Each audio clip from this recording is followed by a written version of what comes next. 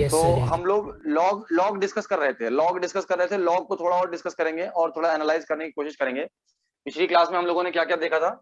Log का basic definition देखा था, कुछ फॉर्मूले देखे थे, प्रॉपर्टीज उनको कह सकते हैं, कुछ क्वेश्चंस भी किए थे लॉग पे, और फिर हम लोगों ने लॉग का ग्राफ देखा था और ग्राफ के ऊपर हमने थोड़ा डिस्कशन किया था। ये पिछली क्लास याद है सब बच्चों को? हमने डेफिनेशन देखा था, लॉग का डेफिनेशन। बताओ कौन बच्चा बताएगा log a at base B क्या होता है? बताइए सबसे पहले जल्दी से, log a at base B क्या होता है बेटा? मैं इसलिए कह रहा हूं क्योंकि ये बहुत इंपॉर्टेंट है, इसलिए इसको एक बार, ताकि मैं इंश्योर करना चाहता हूं कि सब बच्चों को अच्छे से आ गया है। बताइए कौन बताएगा log a at base B क्या होता है? What is the definition of logarithm? कोई बता Power सकता of है? base so that we get power of base b so that we get a. Very good, absolutely correct. बाकी बच्चों को याद नहीं था क्या? बेटा इसको रिवाइज किया करिए, डेली रिवीजन मस्ट है। तो इसका डेफिनेशन आपको क्लियर हो गया। कुछ प्रॉपर्टीज हमने लिखी थी और उसको प्रूव भी किया था। लॉग ए इंटू बी, मैंने बताया था कि बेस में कुछ नहीं है तो बेस में क्या मानेंगे? अगर बेस में कुछ नहीं लिखा है तो बेस में क्या मानेंगे? ई। E. ई क्या है? ई एक इरेशनल नंबर होता है जिसकी अप्रोक्सीमेट वैल्यू 2.71 होती है। ई एक इरेशनल नंबर है जिसकी अप्रोक्सीमेट वैल्यू 2.71 होती है। जैसे पाई, पाई भी एक इरेशनल नंबर है जिसकी अप्रोक्सीमेट वैल्यू 3.14 होती है। ये सब का ओरिजिन भी होता है कि ये कहां से आते हैं, ये सही टाइम पे मैं डिस्कस करूंगा। From where this pi has come, from where this e has come, इन सब का ओरिजिन होता है, उसके पीछे रीजन, डेफिनेशंस होती हैं, वो सही टाइम पे आप डिस्कस होगा। ठीक है, तो कुछ प्रॉपर्टी बेस में कुछ नहीं लिखा है तो मतलब बेस में ई है। तो हमने ये प्रॉपर्टीज डिस्कस की थी, log a plus log b और log of a upon b is equals to log a minus log b. और तीसरा हमने डिस्कस किया था log a at base b. अच्छा ये अगर शायद डिस्कस नहीं भी किया तो आप समझ लीजिए इसको, इसको आप ऐसे भी लिख सकते हैं, लॉग ए अपॉन लॉग बी। ये प्रॉपर्टी अगर पिछली बार डिस्कस नहीं की थी तो आज हम इसको डिस्कस करेंगे। और चौथी प्रॉपर्टी है बेटा, log a at base b की पावर एन है अगर, तो कोई बच्चा ये बता सकता है ये क्या हो जाएगा? अब ये आप खुद से सोचिए थोड़ा सा, पहले इस प्रॉपर्टी को हम लोग प्रूव करेंगे and then find the value of this.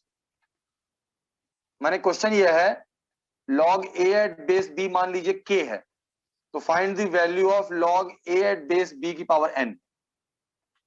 चलिए पहले इसको ही सॉल्व करिए, first solve this then we will prove this later, फिर थर्ड प्रूव करेंगे, बट पहले इसको प्रूव करिए क्या होगा, वैल्यू बताइए इसका। Question is clear to all the students? log a at base b is equals to k, find the value of log a at base b की पावर n।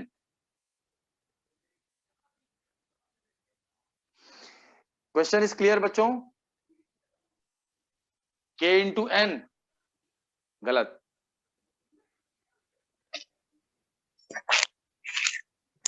अरे बहुत ही देखो, इसी कहते हैं दिमाग चलाना शुरू करो। ये बताओ log 16 at base 2 क्या होगा?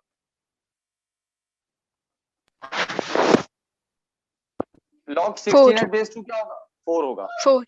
अगर हम बेस को बढ़ा देंगे तो वैल्यू घट जाएगी कि बढ़ जाएगी बेटा? अगर log 16 at base 4 क्या होगा? 2. 2 होगा। तो हर्षित जब भी कोई आंसर दो बेटा थोड़ा सा हमेशा दिमाग खुला रखो। अगर b की पावर n है तो ये वैल्यू k से कम होगी कि k से मल्टीप्लाई हो जाएगी? n कम होगी ना। तो आप इस तरह सोचा करिए, कभी भी कुछ भी हमेशा दिमाग खुला रखना चाहिए। एक अच्छे इंजीनियर क्या, एक अच्छा कोई भी स्टूडेंट हो, उसका दिमाग हमेशा K चलता by रहना n. चाहिए। Very good, k by n is the right answer, k by n is the right answer. तो ये सब लोग इसको प्रूफ कर सकते हैं या किसी से नहीं हुआ? चलिए मैं करके दिखाता हूं, k by n is the right answer. बहुत आसान है वैसे, इसमें कुछ नया नहीं है।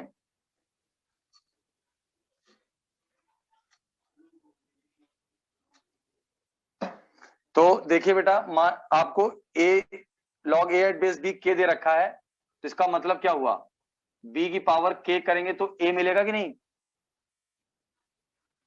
Yes sir. ये ठीक है ना। तो अब इसको जो है क्वेश्चन को हमें b की पावर, इसको मान लीजिए let log of a at b की power n is equal to x मान लीजिए। तो इसका क्या मतलब हुआ? इसका मतलब हुआ कि b की पावर n और इसकी पावर जब x करेंगे तब भी a मिलेगा। तो यहां से देखिए equation 1 and 2 right hand side same है तो लेफ्ट हैंड साइड भी सेम होनी चाहिए कि नहीं। इसका मतलब b की power n into x is equals to b की पावर k, इसका मतलब n into x is equals to k, और इसका मतलब है कि x is equals to k by n।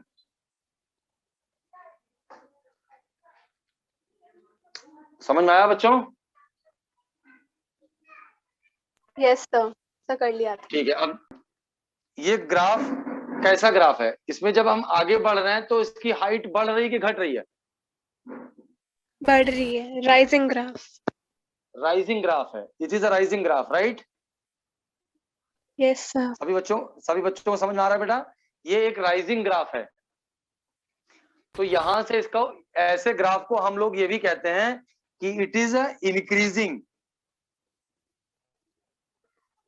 और राइजिंग ग्राफ। राइजिंग ग्राफ होने से क्या पता चला?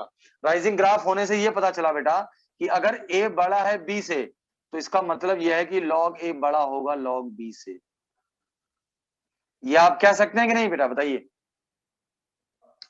अगर a बड़ा नंबर है तो log a बड़ा होगा log b से।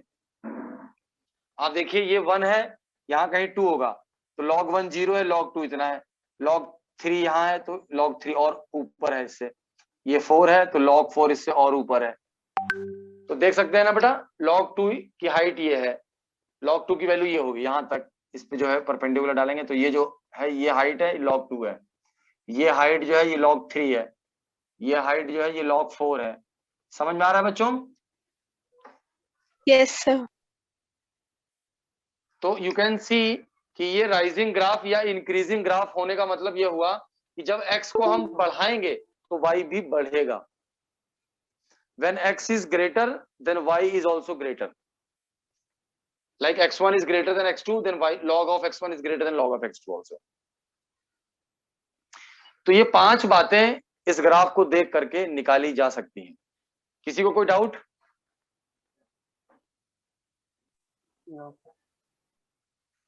नहीं, ठीक है, फाइन। तो अब ये तो हमने डिस्कस किया log x के बारे में, ग्राफ। अब एक log x का एक छोटा सा पोर्शन और बचा है, बट मैं उसको कल कराऊंगा, आज नहीं कराऊंगा वरना आप लोग बोर हो जाएंगे। आज मैं आपको कुछ क्वेश्चंस दे देता हूँ log पे, इनको करके आइएगा आप लोग। ठीक है बच्चों, ये 7 5th 2 raised to the power 3 log 2 at base 2। Sir 3 की पावर का वो क्या है, लॉग का बेस क्या है? 2 log 2 at base 3 है बेस। Okay sir.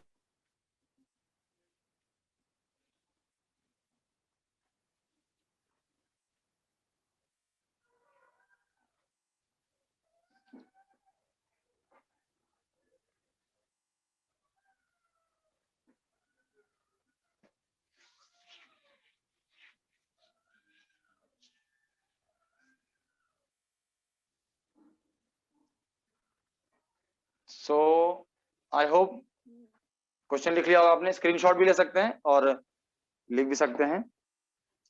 तो मिलते हैं कल, और लॉग के बाद फिर हम लोग डिस्कस करेंगे मॉड्यूलस और इनइक्वालिटी।